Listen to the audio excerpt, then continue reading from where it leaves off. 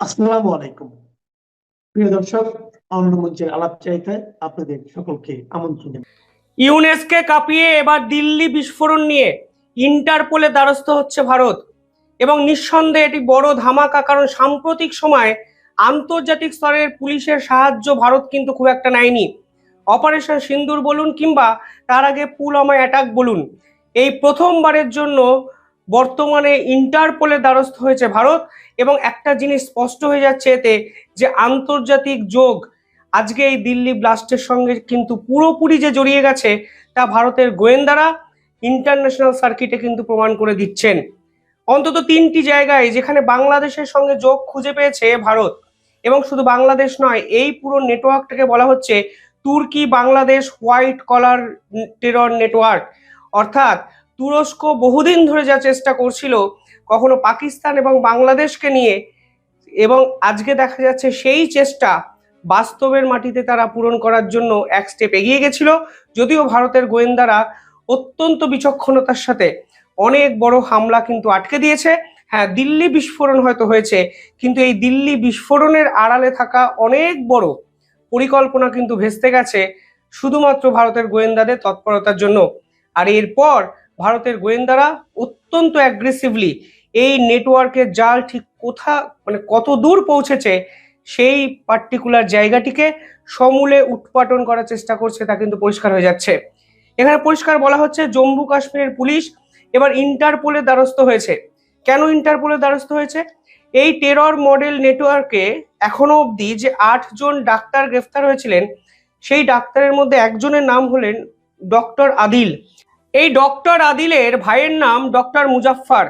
এই ডক্টর মুজাফফর নাকি অত্যন্ত গুরুত্বপূর্ণ এক ভূমিকা পালন করেছিলেন এই টেরর প্লটিং এ। শুধু আজকে থেকে নয়, এই টেরর প্লটিং এর পুরো বিষয়টি নাকি 2021 সাল থেকে শুরু হয়েছিল। এবং আপনারা জানেন, এই টেরর নেটওয়ার্কের সঙ্গে জড়িত 2 জন তুরস্কতে কিন্তু ট্রাভেল করেছিল, যেখানে তুরস্কের যে হ্যান্ডেলার তাদেরকে রিসিভ করে, এবং তুরস্কতেই কিন্তু এই টেরর অ্যাটাকের পরিকল্পনাটি করা হয়েছিল। এখন গোয়েন্দারা জানতে পেরেছেন এই যে তুরস্কতে যাতায়াত ডক্টর মুজাম্মিল এবং ডক্টর উমার নবী করেছিলেন, সেই টিমের অত্যন্ত গুরুত্বপূর্ণ সদস্য ছিল এই মুজাফফর, অর্থাৎ ডক্টর আদিলের ভাই। এই মুজাফফর এখন ভারত থেকে গায়েব হয়ে গেছেন। তুরস্কতে বসে মুজাফফর, ডক্টর উমার এবং ডক্টর মুজাম্মিল এই টেরর অ্যাটাকের পরিকল্পনা করেছিল, এবং এক্ষেত্রে তুরস্কের এক হ্যান্ডেলারের কথা কিন্তু উঠে এসছে। তুরস্কের এই যে হ্যান্ডেলারের কথা উঠে এসছে, তার পোশাকি নাম এখনো অব্দি মনে করা হচ্ছে উকাসা। যদিও অরিজিনাল নাম এখনো পাওয়া যায়নি, কিন্তু কোড ওয়ার্ড উকাসা তা বিভিন্ন ক্ষেত্রে গোয়েন্দারা জানতে পেরেছেন। এখানে একটা ইন্টারেস্টিং বিষয় আছে। এই যে মুজাফফর, যাকে নিয়ে আমি এত কথা বলছি, তিনি এই মুহূর্তে ভারতে নেই। তিনি আগস্ট মাসে ভারত ছেড়ে প্রাথমিকভাবে মনে করা হচ্ছে দুবাইতে চলে গেছেন, এবং তার বর্তমান লোকেশন হতে পারে আফগানিস্তান কিংবা বাংলাদেশ। আর এখানেই কিন্তু বাংলাদেশের নামটা প্রথম ক্ষেত্রে জড়িয়ে যাচ্ছে, যে বাংলাদেশ এই টেররিস্টদের সেফ প্যাসেজ হয়ে যাচ্ছে। এবং আপনারা বুঝতে পারছেন, এই পুরো ঘটনার নেপথ্যে যেহেতু তুরস্কের হ্যান্ডেলার উকাসা আছে, তাই এই হ্যান্ডেলারের পক্ষে মুজাফফরকে বাংলাদেশের শেল্টার করিয়ে দেওয়া খুব একটা সহজ, কঠিন কাজ নয়, অত্যন্ত সহজ কাজ। এবার আফগানিস্তান কিংবা বাংলাদেশ এর সাসপেক্টেড লোকেশন ভারতের গোয়েন্দারা মনে করছেন, ফলে ইন্টারপোলের দ্বারস্থ হয়ে গেছে ভারত। এবং এই পুরো বিষয়টা আরো কিন্তু জটিল হয়ে যাচ্ছে ক্রমশ। এবং মোহাম্মদ ইউনূস যদি অবিলম্বে এই টেরর নেটওয়ার্ককে আইডেন্টিফাই করতে না পারেন, তাহলে ভারত কিন্তু বড়সড় অ্যাকশনে যে ঝাঁপাবে তা কিন্তু পরিষ্কার হয়ে যাচ্ছে এই অ্যাগ্রেসিভলি এই ধরনের মুভমেন্টে। পাশাপাশি আরো একটা ইন্টারেস্টিং তথ্য বাংলাদেশকে নিয়ে আমাদের সামনে এসছে। এই পুরো ঘটনার নেপথ্যে এক মহিলা উইং তৈরি করার চেষ্টা কিন্তু হয়েছে। যে মহিলা উইং কে তৈরি করেছিল? ডক্টর শাহিন, যিনি কিন্তু প্রথম মহিলা ডাক্তার যিনি এই টেরর নেটওয়ার্কে ধরা পড়েন। এই ডক্টর শাহিনের সঙ্গে কার যোগাযোগ পাওয়া গেছে? মাসুদ আজহারের বোনের যোগাযোগ পাওয়া গেছে। মাসুদ আজহারের বোনের কাজটি কি ছিল? সাদিয়ার কাজটি কি ছিল? না, তাদের কাজটি ছিল জয়সি মোহাম্মদের হয়ে মহিলা উইং তৈরি করা। এবং তারা কবে তৈরি করতে চেয়েছিলেন? যখন অপারেশন সিন্দুরে পাকিস্তানের ভাওয়ালপুর নামক জায়গায় ভারতের ব্রহ্মস আশ্রে পড়ে, তখন জয়সি মোহাম্মদের প্রধান যে শাখা অফিস তা কিন্তু সম্পূর্ণভাবে গুড়িয়ে দেওয়া হয়। এবং জয়সি মোহাম্মদের শাখা অফিস যেহেতু গুড়িয়ে যায়, তখন তারা প্রতিশোধ নেওয়ার জন্য মহিলাদের রাস্তায় নামায় এবং তাদের টার্গেটে ছিল একটু আনপ্রিভিলেজ মহিলারা যারা সমাজে পিছিয়ে আছেন, এবং সেই পিছিয়ে থাকা মহিলাদের তারা কিন্তু ঐক্যবদ্ধ করে এক নেটওয়ার্ক তৈরি করে এবং এই নেটওয়ার্কের মাথায় বসেন মাসুদ আজহারের বোন সাদিয়া, যিনি আবার তার স্বামীকে হারিয়েছেন অপারেশন সিন্দুরের এই পর্বে ভারতের ছোড়া মিসাইলে।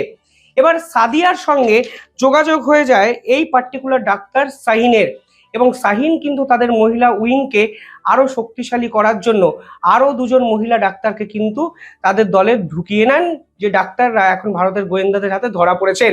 আর তথ্য বলছে যে দুই ডাক্তার ধরা পড়েছেন তারা graduate from Bangladesh medical college.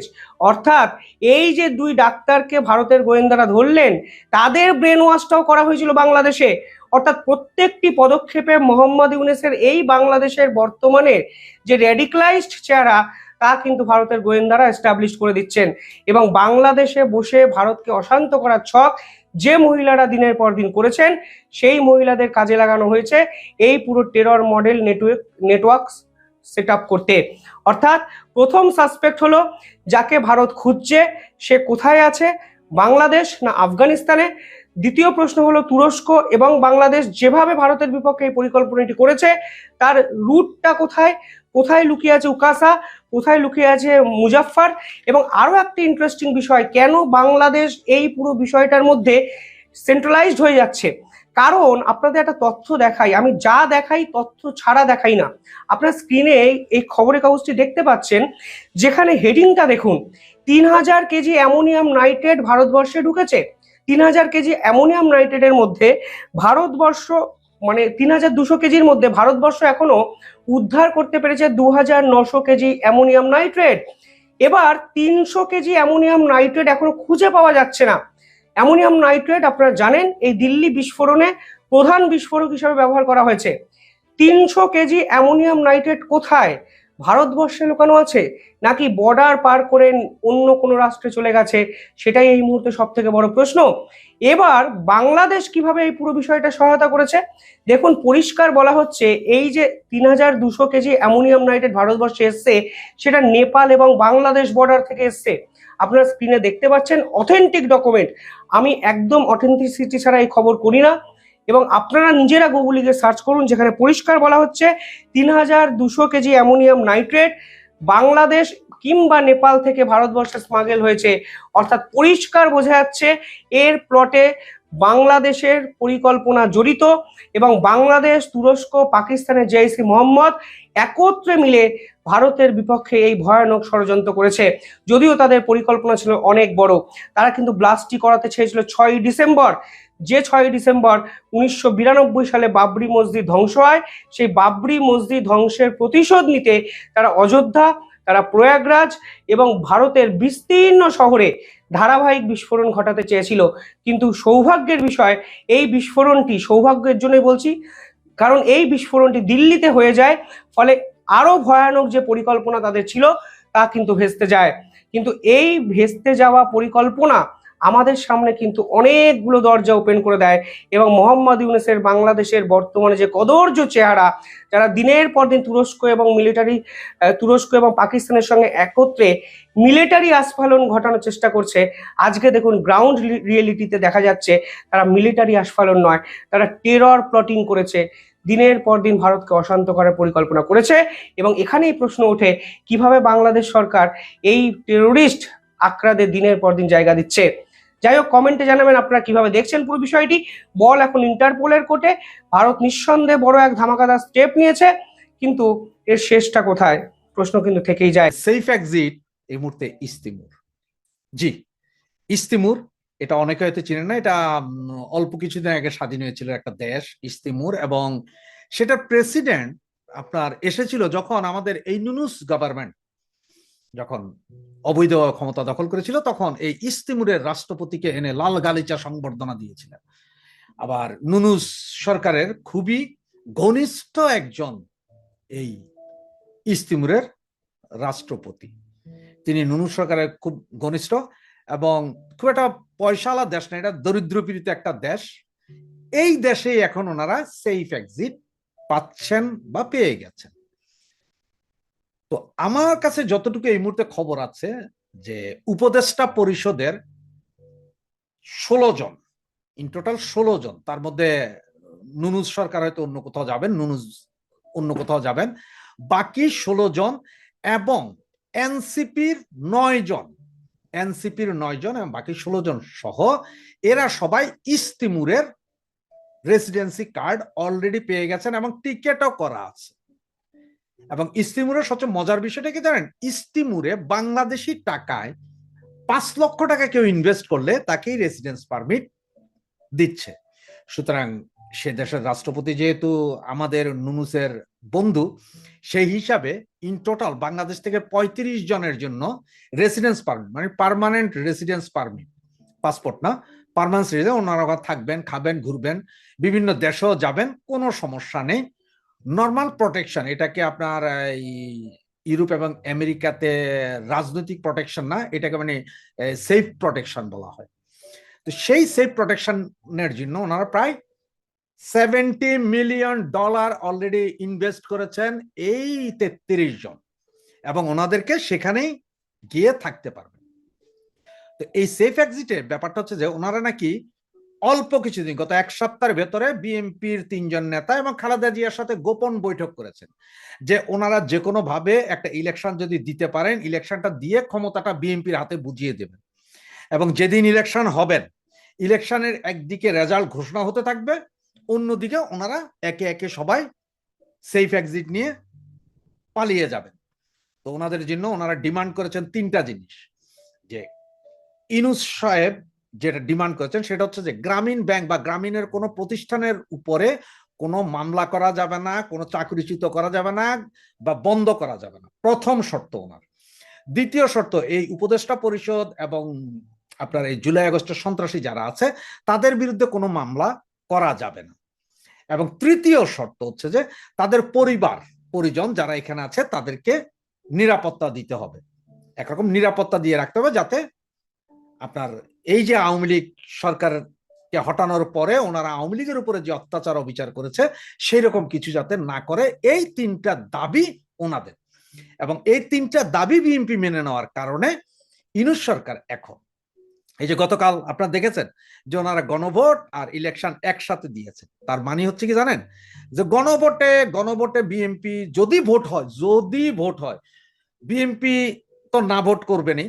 সুতরাং এই জুলাই সনদ পাস হোক আর চাই না হোক, জাহান্নামে যায়, ওনারা জামাতও চায় না, অমুকরাও চায় না, কিছু না, বিএনপির উপর ভরসা, যে ওনারা মনে করছে যে বিএনপি ইলেকশনে জিতে ক্ষমতায় যাবে। সুতরাং বিএনপি যাতে ওনাদের এই সেফ এক্সিট গুলো ব্যাপারে নজর রাখে। এবং খালেদা জিয়া নিজে, মির্জা ফখরুল ইসলাম আলমগীর এবং তারেক জিয়া 3 জনই নাকি এই ব্যাপারে 100% ওকে করেছেন। এবং এর ভিতরে আপনারা একটা জিনিস খেয়াল করেছেন, আমির খসরু মাহমুদ চৌধুরী অনেকদিন যাবত কিছু বলেন না, কারণ এই পুরো কাহিনীতে আমির খসরু মাহমুদ চৌধুরী উনিও সহযোগিতা করেছেন নুনুস সরকারকে। সুতরাং ওনাদের এখন সেফ এক্সিট হচ্ছেন যে ইস্তিমুর। এখন আপনারা প্রশ্ন করতে পারেন, ভাই পৃথিবীর এত এত দেশ থাকতে ইস্তিমুর কেন? কারণ ওনারা নাকি চিন্তা করে দেখেছেন পৃথিবীর যেখানেই যাক সেখানে আওয়ামী লীগ, ছাত্রলীগ, যুবলীগ, শ্রমিক লীগ, কোনো না কোনো সংগঠন আছে, বাঙালি আছে, এবং শুধু আওয়ামী লীগ না, বাঙালি পাইলেই ওনাদের যে কোনো জায়গায় রাস্তাঘাটে পিটবে। ইউরোপের কোথায় যাবে? ইউরোপে গেলে তো ওনাদের বন্দুক নিয়ে নিয়ে সারাক্ষণ পুলিশ ওনাদের গার্ড দিবে না, রাস্তাঘাটে খাইতে হইলেও বাইরে ওখানে হোটেলের ভিতরে পেটে দিবে, রাস্তাতে থাবড়াই চোয়ারাই দিবে। আমেরিকাতে সেম অবস্থা, ইংল্যান্ডে তো আরো খারাপ অবস্থা। মিডিল ইস্টে হয়তো 2-4-5 দিন থাকতে পারবে, কিন্তু মিডিল ইস্টে জীবন কি জীবন থাকতে পারবে না, সেখানেও মাইর খেতে পারে। এইসব কারণে ইস্তিমুর যেহেতু বাঙালি নেই, একদম স্বল্প মনে কিছু আছে, কোনো বাঙালি নেই, ঝামেলা নেই, সুতরাং ওনারা $70 মিলিয়ন ইনভেস্ট করার পরে ওই দেশে আপনার এনাদেরকে তো রাষ্ট্রীয় নিরাপত্তাই দেওয়া হবে। আর যেহেতু রাষ্ট্রপতি নুনুকালীন ফ্রেন্ড, সুতরাং ওনারা সকলেই ইস্তিমুর যাচ্ছে 100% শিওর লিখে রাখেন। এবং এই ঘটনাটা ওনারা যে বিএনপির সাথে করেছেন, যার মানে নির্বাচন হলে, আর যদি নির্বাচন না হয়, কারণ ওনাদের সন্দেহ আছে এখন, ওনারা বুঝতে পারছেন আওয়ামী লীগ বিহীন ওনারা নির্বাচন দিতে পারবেন না, কারণ যেভাবে ইন্টারন্যাশনাল মিডিয়াতে শেখ হাসিনা বক্তব্য আসছে, ইন্টারন্যাশনাল মানবাধিকার সংস্থাগুলো যেভাবে ধরে রেখেছে, এইসব কারণে ওনারা ভয়ে ভীত। এবং আওয়ামী লীগের ডাকা এই 13 তারিখের লকডাউন যেভাবে মানুষ সফল করে দিয়েছে, এবং 16-17 তারিখের টোটাল শাটডাউনও সফল করে দিবে, এই ভয়ে ভীত। হয়তো ওনারা ডিসেম্বরের আগে যে কোনো মুহূর্ত ভেঙে যেতে পারে। সুতরাং সবাই চোখ কান খোলা রাখুন। আমি আওয়ামী লীগের ভাই বোন যারা আছেন তাদেরকে বলি, এবং আম জনসাধারণ যারা আছেন সকলকে বলি, ভয়ের দিন শেষ, এবার পাল্টা ঘাতের সময়। আমরা আর সামান্য ঝাঁকুনিতেই এই গভর্নমেন্ট পগার পার হয়ে যাবে।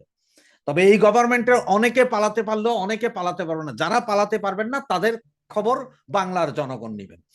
এবং ইউনূস বাহিনী, ইউনূস সাহেব নিজে ফ্রান্সে যোগাযোগ করেছিলেন যে ওনাকে সেই আগের মর্যাদা, কিন্তু ফ্রান্স গভর্নমেন্ট রাজি হয়নি, ইউরোপিয়ান গভর্নমেন্ট রাজি হয়নি। তার কারণ হচ্ছে যে এদের সবার কাছে একটাই এখন, যে ওই যে আপনার ইন্টারন্যাশনাল কোর্টে যেটা হেগে যে মামলাগুলো দায়ের হয়েছে, এতে ইউনূস বাহিনী ফেসে যাবেন। আর যার কারণে কোনো গভর্নমেন্ট ওনাদেরকে, ইউরোপিয়ান কোনো গভর্নমেন্ট ওনাদেরকে নিরাপত্তা বা ওনাদেরকে আশ্রয় দিতে রাজি নন। এবং যেহেতু ওনাদের গায়ের উপর ইসলামিক ট্যাগ লেগে গেছে, সন্ত্রাসী জঙ্গি গোষ্ঠীর ট্যাগ লেগে গেছে, সেটা আরো বিভৎস। এবং এরপর আছে ইন্ডিয়ার র, কারণ ইন্ডিয়ার যে বোমা হামলা, সেটার পরে ইন্ডিয়ার র পৃথিবীর বিভিন্ন দেশে ধরবে, রাশিয়ান কেজিবি বিভিন্ন দেশে ধরবে। সব জায়গা থেকে বাঁচার জন্যই ওনাদের এখন সবচেয়ে নিরাপদ স্থান ইস্তিমুর, এবং ইস্তিমুরে যাওয়ারই ওনারা সেফ এক্সিটের পূর্ণাঙ্গ প্রস্তুতি নিয়েছে। সুতরাং এখন ইলেকশন হবে না, এটা যেমন 100% শিওর। ডিসেম্বরের ভেতরেই ইউনূস গভর্নমেন্ট পালাবে, এটাও শিওর। জয় বাংলা, জয় বঙ্গবন্ধু।